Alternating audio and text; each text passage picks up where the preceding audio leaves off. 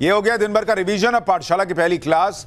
20 देशों के प्रमुख, बड़े बड़े सीईओज, पीएम मोदी की धुआंधार मीटिंग्स में भारत को चमकाने वाले कौन से बड़े फैसले हो गए? एआई कितनी नौकरियां खा जाएगा? सबसे बड़े सवाल पर ऐसा क्या जवाब दिया पीएम मोदी ने कि सब चौंक गए? भारत के मेगा एआई समिट में चीन के कुत्ते पर भयंकर बवाल। गलगोटिया यूनिवर्सिटी के कांड पर अब क्या एक्शन होने जा रहा है? भारत के इनोवेटर्स के वो शानदार प्रोडक्ट्स दिखाने वाला कंप्लीट चैप्टर खोलने जा रहा हूं जो आपको गर्व से भर देगा। देखिए, जिस वक्त दुनिया के बहुत देश एआई के बारे में सिर्फ सोच ही रहे हैं, उस वक्त में नरेंद्र मोदी ने सोच से आगे बढ़कर ग्लोबल लेवल की समिट करवा दी, जिसमें दुनिया भर के नेता आ रहे हैं, दुनिया भर की बड़ी बड़ी कंपनियां आ रही हैं, दुनिया में भारत की चर्चा हो रही है, बड़ी बड़ी कंपनियों के सीईओज आ रहे हैं। लेकिन हमारे यहां इस पर बात करने की जगह बात क्या हो रही है? एक प्राइवेट यूनिवर्सिटी के कांड की बात हो रही है कि चाइना का रोबोडॉग कैसे आ गया, और एक कांड को बता दिया गया कि पूरा समिट ही एकदम खत्म हो गया। भाई, आज पूरा दिन लोग इसी में लगे रह गए। मेगा एआई समिट हो रहा है, देश के लिए गर्व की बात होनी चाहिए। वहां चीन के कुत्ते पे बहस चल रही है। इस यूनिवर्सिटी ने जो किया उसका नतीजा तो वो भुगत रही है, आगे और भुगतेगी। लेकिन इस एक कांड से जो लोग पूरी एआई समिट को लपेट रहे हैं, कांग्रेस तो पूरे एआई समिट को खत्म मामला बताने लग गई। जो लोग एआई समिट को लेकर पॉलिटिक्स कर रहे हैं, उन्हें आज पाठशाला का यह चैप्टर जरूर देख लेना चाहिए। एआई समिट खत्म नहीं हुआ है बॉस। दुनिया भर में इसकी चर्चा क्यों हो रही है, आज आपको दिखाऊंगा। 20 देशों के बड़े बड़े नेता यहां आ रहे हैं, मिल रहे हैं, बड़े बड़े सीईओ से मुलाकात हो रही है पीएम मोदी की। प्रधानमंत्री मोदी ने अपनी धुआंधार मीटिंग्स में भारत को चमकाने वाले कौन से बड़े फैसले किए हैं, आज आपको वो भी बताऊंगा। मोदी की एआई समिट को कैसे दुनिया एक बड़ी पहल और बड़ा अचीवमेंट मान रही है, आज आपको सुनना चाहिए, क्योंकि यहां तो खाली गलगोटिया यूनिवर्सिटी के कांड के अलावा जैसे कुछ हुआ ही नहीं, ऐसा लग रहा है। सिर्फ एक कंट्रोवर्सी को दिखाकर भारत के इनोवेटर्स की क्षमता पर जो लोग डाउट कर रहे हैं, उनके डाउट आज मैं क्लियर करूंगा। आपको बताऊंगा कि भारत के इनोवेटर्स ऐसे कौन कौन से काम कर रहे हैं जो चीन से किसी मामले में कम नहीं है। चीन के रोबोडॉग की बड़ी आज लोगों ने चर्चा की। भारत क्या अपना रोबोडॉग नहीं बना रहा है? आज आपको उससे भी मिलवाऊंगा। भारत किसी से कम नहीं है, यह चैप्टर आपको बताएगा। लेकिन पहले आप देखिए कि भारत की एआई समिट को लेकर 2 दिन से जो माहौल बनाया जा रहा था, उस माहौल को कैसे पीएम मोदी ने एक झटके में आज बदल दिया। उसकी एक झलक।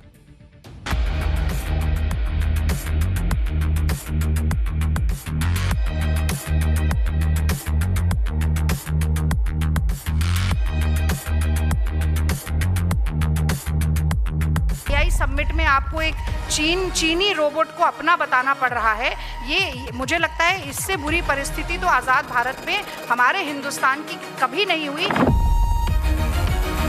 हमने ये कभी क्लेम नहीं किया कि हमने कुछ मैन्युफैक्चर किया है जो हमने नहीं किया। एआई समिट को लेकर एक तरफ अचीवमेंट्स हैं, दूसरी तरफ कंट्रोवर्सी है। एक तरफ सवाल और बवाल है, दूसरी तरफ नरेंद्र मोदी ने जो किया वो कमाल है।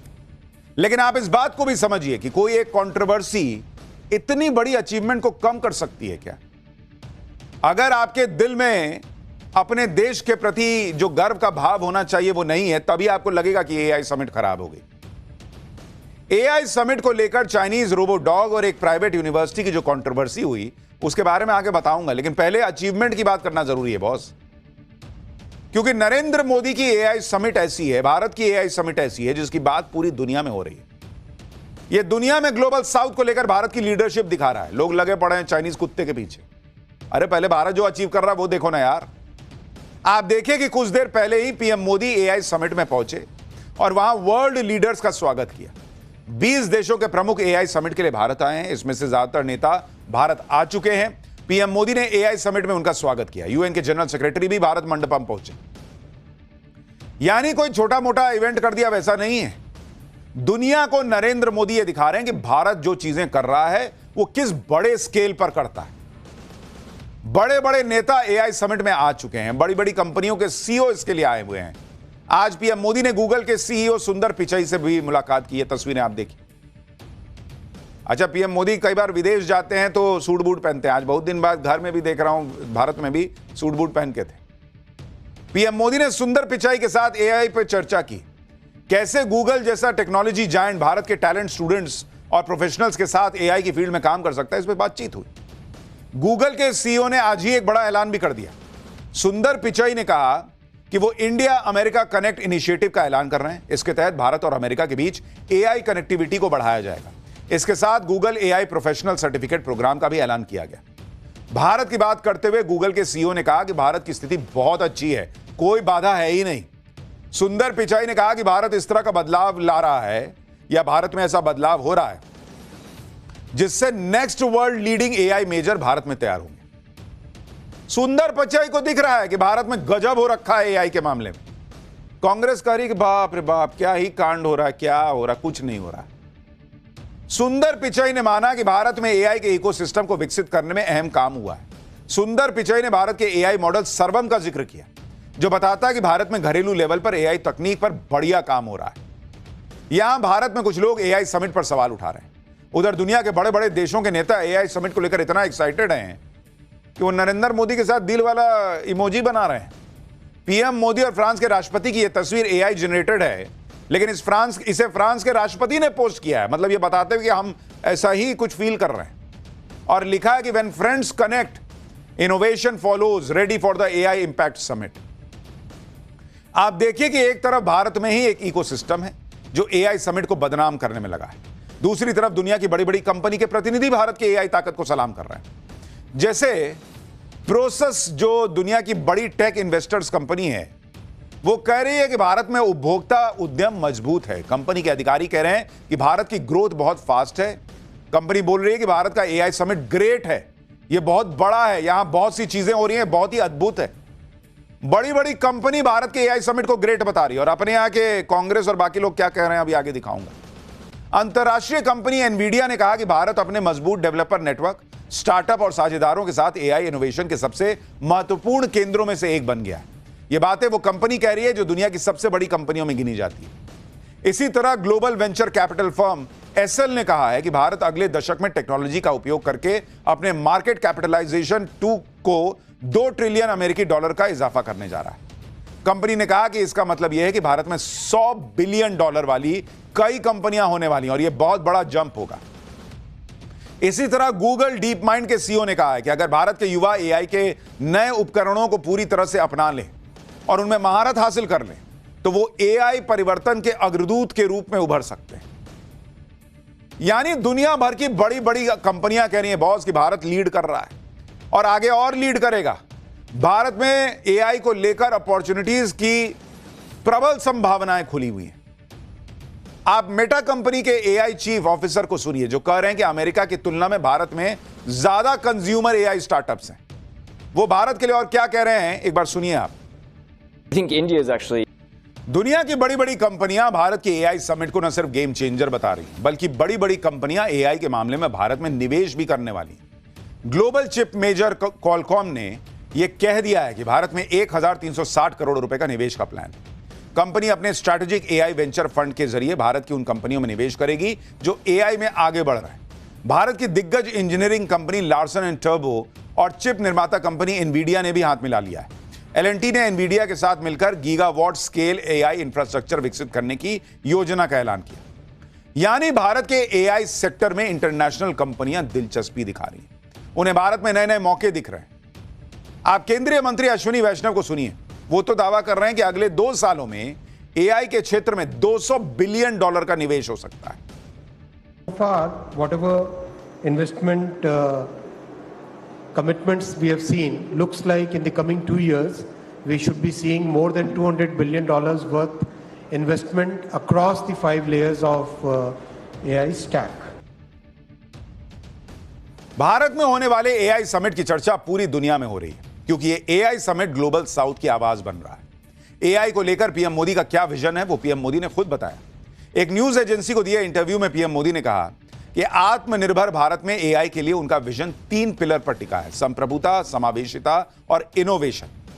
उन्होंने कहा कि उनका विजन है कि भारत दुनिया भर में टॉप 3 एआई सुपर पावर में से एक होना चाहिए, और सिर्फ एआई के इस्तेमाल में ही नहीं बल्कि बनाने में भी।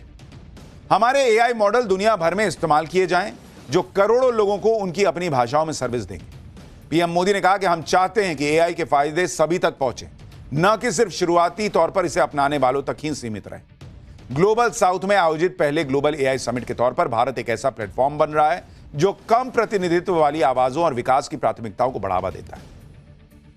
युवाओं में एआई से नौकरियां छिन जाने के डर को दूर करते हुए पीएम मोदी ने कहा कि तैयारी डर का सबसे अच्छा जवाब है, इसलिए सरकार स्किलिंग और रीस्किलिंग पर लगातार निवेश कर रही है ताकि लोग एआई वाले भविष्य के लिए तैयार हो सकें।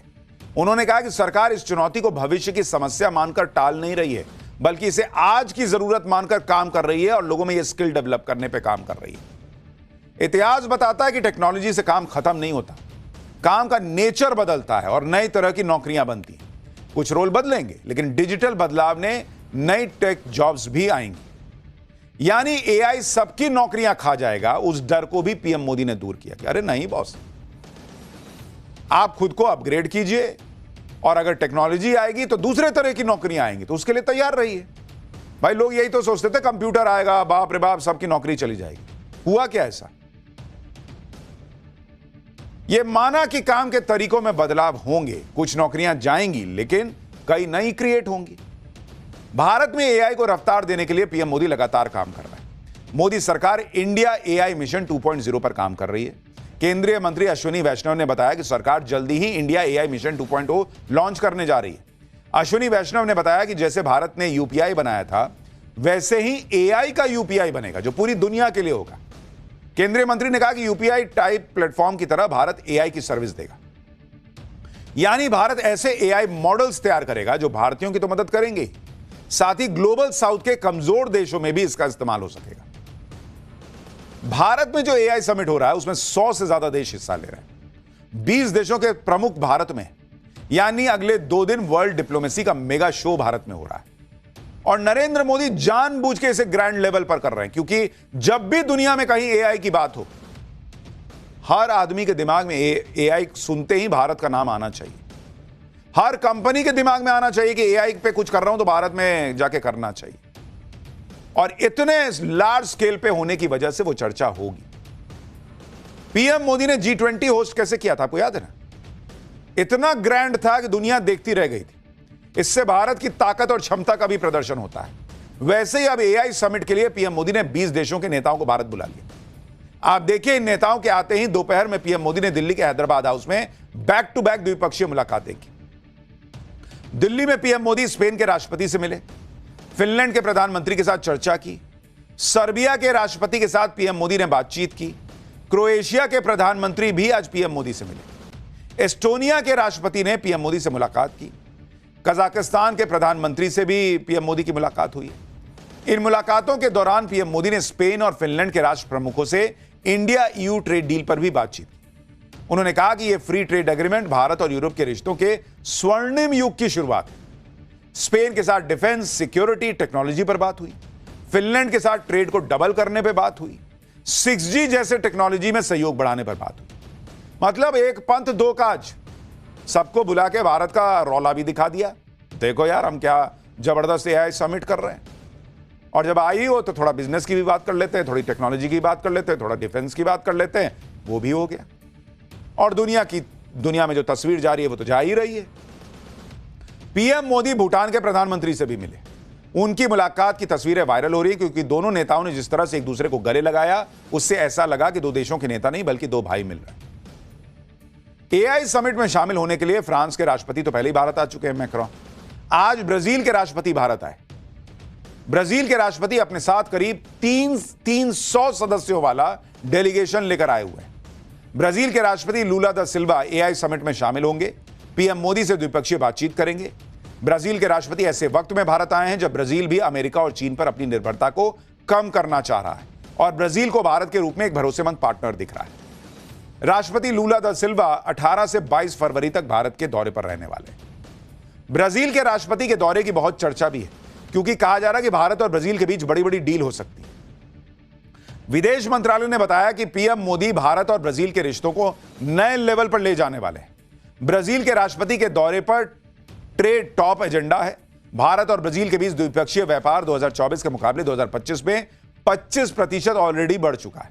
भारत और ब्राजील के बीच जो $12 बिलियन यानी 1,08,000 करोड़ का व्यापार होता है, उसे बढ़ाकर अगले 5 साल में $20 बिलियन यानी 1,80,000 करोड़ रुपए तक ले जाने का टारगेट है। भारत और ब्राजील के बीच फार्मा और सिविल एविएशन में डील हो सकती है। क्रिटिकल मिनरल जिसे दुनिया का नया गोल्ड कहा जा रहा है, उसे लेकर दोनों देशों में अहम डील हो सकती है। दावा है कि चीन के बाद दुनिया में सबसे ज्यादा रेयर अर्थ रिजर्व ब्राजील के ही पास है। तो भारत के लिए ब्राजील से यह दोस्ती बहुत कारगर साबित होगी। इधर दुनिया के बड़े बड़े नेता, सीईओ सब भारत में, वो भारत की एआई ताकत को सलाम ठोक रहे हैं। वो भारत के एआई समिट को देखकर हैरान हो रहे हैं। भारत डील पे डील ठोके जा रहा है।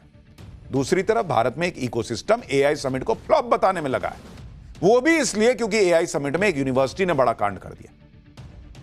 दरअसल एआई समिट में गलगोटिया यूनिवर्सिटी के पवेलियन में एक रोबो डॉग दिखाया गया। रोबो डॉग की बड़ी चर्चा होने लगी। यूनिवर्सिटी की तरफ से बताया गया कि यह रोबो डॉग तो उनकी यूनिवर्सिटी ने ही बनाया है। गलगोटिया यूनिवर्सिटी के पवेलियन में मौजूद प्रोफेसर ने रोबोटिक डॉग का नाम भी ओरियन बता दिया और कहा कि हमारे यहां ही डेवलप हुआ है। प्रोफेसर ने कहा कि गलगोटिया यूनिवर्सिटी एआई सेक्टर में 350 करोड़ रुपए का भारी भरकम इन्वेस्टमेंट कर रही है। इस दावे पर बवाल मच गया क्योंकि बाद में सामने आया कि जो रोबो डॉग दिखाया गया था वो यूनिवर्सिटी ने बनाया ही नहीं था। यह भी दावा किया गया कि यह रोबो डॉग तो मेड इन चाइना है और इसे यूनिवर्सिटी ने अपना प्रोडक्ट बता दिया। इस पर गलगोटिया यूनिवर्सिटी तो ट्रोल हुई, साथ ही भारत का एआई समिट निशाने पर आ गया। माहौल बनाया जाने लगा कि भारत के एआई समिट में तो फर्जीवाड़ा चल रहा है। एक स्टॉल पर ऐसा हुआ, एक यूनिवर्सिटी ने ऐसा कांड किया, पूरा एआई समिट इतना भव्य हो रहा है, उस पूरे एआई समिट को ये लोग जो है खराब बताने लगे।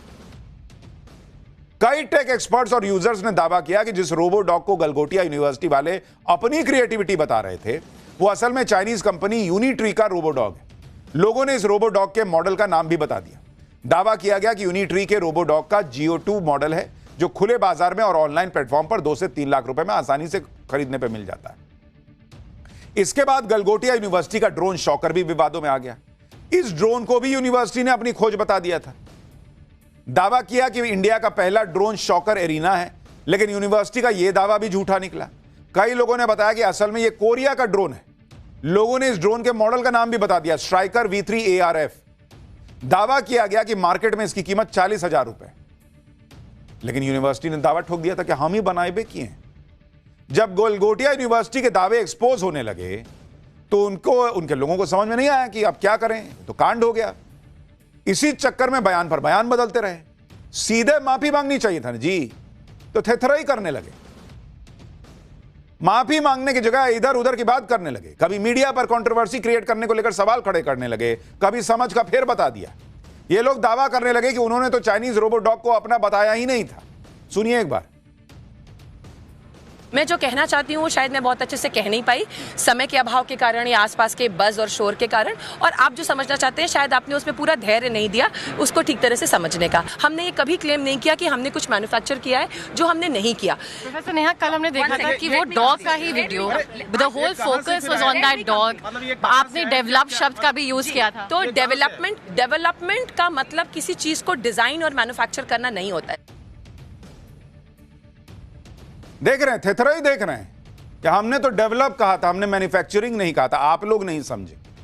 और बाद में इसी यूनिवर्सिटी ने माफी मांगी कि हमारी जो महिला कर्मी वहां थी उनको समझ में नहीं आया कि क्या बोलना है, कैमरा देख के हड़बड़ा गई, हड़बड़ा गई और ये सब बोल दी। तो बाद में माफी काहे मांगे? पहले काहे ये सब फालतू का थेथराई हो रहा था? छीछा लेदर अपना तो कराई, बाकी लोगों का भी हो गया, पूरे एआई समिट का करवा दिए कि इकोसिस्टम से छीछा लेदर। उस सफाई में कह रहे हैं कि इनको समझ में नहीं आया क्या बोलना है, तो नहीं समझ में आया तो कल गलत बोली, तो आज फिर काहे के लिए भेज दिए थे इनको? अब जब छीछा लेदर हो रही है तो यूनिवर्सिटी जो है लिपापोती कर रहा है, तमाशा कर रहा है। और डेवलप किए थे, मैन्युफैक्चर नहीं किए थे, तो वहां क्या दिखाने आए थे कि हम खरीद के कैसे चलाते हैं? घर बैठते फिर। जिस तरह का काम गलगोटिया यूनिवर्सिटी के लोगों ने किया उस पर तो सीधे सीधे माफी मांगनी चाहिए थी और कट लेना चाहिए था, लेकिन ये लोग तब भी नहीं निकले। जब सरकार ने हड़काया तो इन्होंने अपना बोरिया बिस्तर समेटा और वहां से निकले। गलगोटिया यूनिवर्सिटी के लोगों को एआई समिट एक्सपो से बाहर निकाल दिया गया। आयोजकों ने पहले यूनिवर्सिटी के पवेलियन की बिजली काटी और फिर ताला लगाकर बैरिकेडिंग कर दी। सोचिए कितना बेइज्जती हुआ है।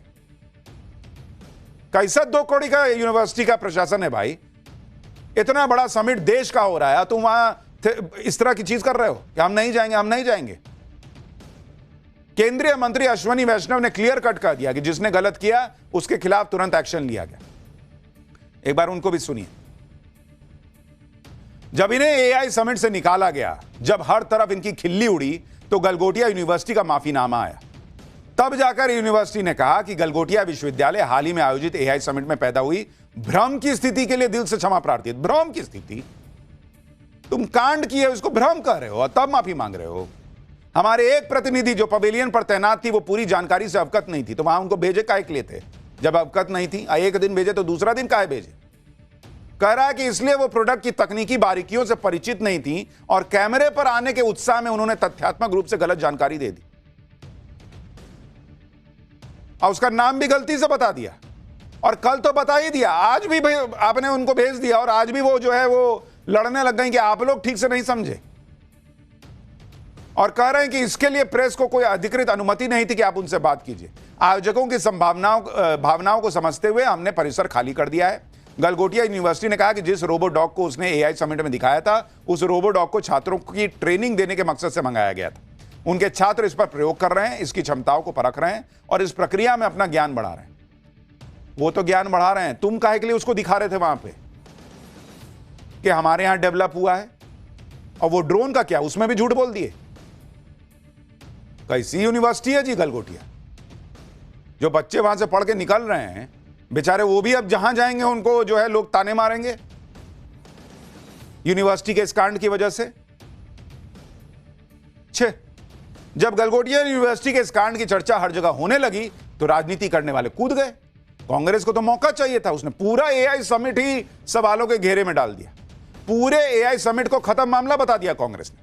राहुल गांधी ने कहा कि यह समिट एक अव्यवस्थित पीआर तमाशा है, भारतीयों का डेटा बेचा जा रहा है, चीन के प्रोडक्ट्स दिखाए जा रहे हैं। कांग्रेस कहने लगी कि मोदी सरकार ने एआई को मजाक बना दिया और पूरी दुनिया में भारत का मजाक उड़ाया। कांग्रेस के नेता पवन खेड़ा ने गलगोटिया यूनिवर्सिटी के विवाद पर कहा कि शिक्षा को लेकर बीजेपी का गला घोंटिया अप्रोच है। इसी तरह जब यह खबर आई कि एआई समिट एक दिन और बढ़ाया जा रहा है तो उस पर पवन खेड़ा ने पूछा कि क्यों, थोड़ी नाक अभी बची है क्या? कांग्रेस नेता रागिनी नायक ने एआई समिट को फ्लॉप बता दिया। एक बार सुनिए कैसे कांग्रेस के नेता गलगोटिया यूनिवर्सिटी के कांड पर पूरे एआई समिट को ही फ्लॉप बताने के लिए उनमें होड़ लग गई बॉस की। कैसे हम बता देंगे मोदी नहीं कर पाए, सब बेकार हो गया। एआई समिट में आपको एक चीनी रोबोट को अपना बताना पड़ रहा है। ये मुझे लगता है इससे बुरी परिस्थिति तो आज़ाद भारत में हमारे हिंदुस्तान की कभी नहीं हुई जितनी आज मोदी जी के राज में हो रही है। देखिए, मैं ये कहना चाहती हूँ कि ऑप्टिक्स से ज़्यादा इम्पोर्टेंट आउटकम होता है, नज़ारे से ज़्यादा महत्वपूर्ण नतीजे होते हैं। पर मोदी जी के लिए उलट बांसी चलती है। मोदी जी का चेहरा चमके, मोदी जी के अपने गाल बजा सके, मोदी जी का गुणगान और महिमा मंडन हो जाए, मोदी जी का बढ़िया फोटो शूट हो जाए, उसके अलावा कोई प्लानिंग नहीं थी। कांग्रेस पार्टी नहीं कह रही है कि एआई समिट फ्लॉप है, कि किसी चीज का इंतजाम नहीं हुआ। वो एग्जिबिटर्स ही बोल रहे हैं, वो कह रहे हैं हम तो आते ही नहीं अगर ऐसा होता। और मैं ये जानना चाहती हूँ, आप गलगोटिया यूनिवर्सिटी की पेविलियन हटाइए या गलगोटिया यूनिवर्सिटी को हटाइए। जो भारत के एआई समिट की भद्द पिटनी थी वो पिट गई। तो क्या ये पहले छानबीन नहीं होनी चाहिए थी कि कौन क्या प्रोडक्ट्स डिस्प्ले करे? कांग्रेस पार्टी से कोई पूछे कि राहुल गांधी जब दुनिया की सबसे तेजी से बढ़ती अर्थव्यवस्था भारत को डेड इकोनॉमी बताते हैं तब भद्द नहीं पिटती है। जब दुनिया भर में जाकर बोलते हैं कि हमारे यहां तो कुछ बचा नहीं, सब खत्म हो गया, तब भद्द नहीं पिटती है। और इतना बड़ा एआई समिट हो रहा है, भर भर के कंपनियां आ रही हैं, लाखों लोग इसमें जो है वो शिरकत कर रहे हैं। उसमें एक कोई यूनिवर्सिटी अपना कुछ करके लेके चली आई, उसके लिए आप कह रहे हैं कि पूरा एआई समिट खराब है, घटिया है, मोदी नहीं कर पाए। आपको खाली मोदी दिख रहा है, आपको यह नहीं दिख रहा कि ये भारत का समिट है। कैसे लोग हैं यार ये लोग? गलगोटिया यूनिवर्सिटी ने जो किया उसका अंजाम वो भुगत रहे हैं, उनकी जगहसाई हो रही है। लेकिन इस एक कंट्रोवर्सी से आप एआई समिट की बड़ी अचीवमेंट खत्म करना चाहते हैं। कितने सारे भारतीय हैं जो वहां पर अपनी मेहनत से चीजें लेकर आए हैं, उनका कुछ नहीं, उनकी अचीवमेंट कुछ नहीं। और ऐसा नहीं है कि भारत में एआई को लेकर कुछ नहीं हो रहा है। ऐसा भी नहीं है कि जिस चाइनीज रोबो डॉग को लेकर इतनी कंट्रोवर्सी हुई वैसे रोबो डॉग भारत नहीं बना पाता। भारत की कंपनियां भी स्वदेशी रोबो डॉग बना रही हैं। आप देखिए, भारत की उभरती हुई हाईटेक कंपनी एडवर्ब टेक्नोलॉजीज ने ट्रैकर नाम का एक रोबो डॉग विकसित किया है जिसकी इंजीनियरिंग पूरी तरह से स्वदेशी है। इस रोबो डॉग को सर्विलांस, इंस्पेक्शन और सिक्योरिटी पेट्रोलिंग के लिए डिजाइन किया गया है। दिल्ली के एआई समिट में स्वदेशी रोबो डॉग ट्रैकर को डिस्प्ले किया गया। और आप सोचिए, जिन्होंने इतनी मेहनत से ये बनाया, उनकी बात नहीं हो रही है। एक ने कांड कर दिया तो सबकी मेहनत खत्म करने पे तुले हैं ये लोग। देखिए कैसे ये काम कर रहा है भारत का स्वदेशी डायलॉग। इसी तरह से भारत की दिग्गज engineering company Larsen and turbo भी इस तरह के रोबोट बना रही है। इसी तरह भारत की कई कंपनियां इस तरह के रोबोट्स बना चुकी हैं। पुणे की कंपनी म्यूकस रोबोटिक्स, इसी तरह एक और कंपनी है स्ट्राइडर रोबोटिक्स, ये लोग भी रोबोडॉग बना रही हैं। और इस तरह के रोबोडॉग्स का इस्तेमाल इंडियन आर्मी पहले से कर रही है और भारत की कंपनी ने इंडियन आर्मी के लिए ही रोबोडॉग्स बनाए। आप सोचिए, भारत में इतना सब कुछ हो रहा है, ऐसे ऐसे इनोवेशन हो रहे हैं। कांग्रेस को किसी हाल में बस साबित कर देना कि सब फेल हो गया, खत्म हो गया, मामला खत्म, समेटो समेटो, खत्म करो, इस पर चर्चा ही मत करो, मोदी ने सब बर्बाद कर दिया। उनके लिए तेजी से बढ़ती अर्थव्यवस्था भी उनको डेड दिखती है और जिस एआई समिट की दुनिया में चर्चा है वो भी डेड दिखता है। पॉलिटिक्स में उनकी हालत कैसी है मैं क्या बताऊं, आपको पता ही है। पाठशाला में अब अगली क्लास। चांदी क्रैश, गोल्ड गिर रहा, ऐसा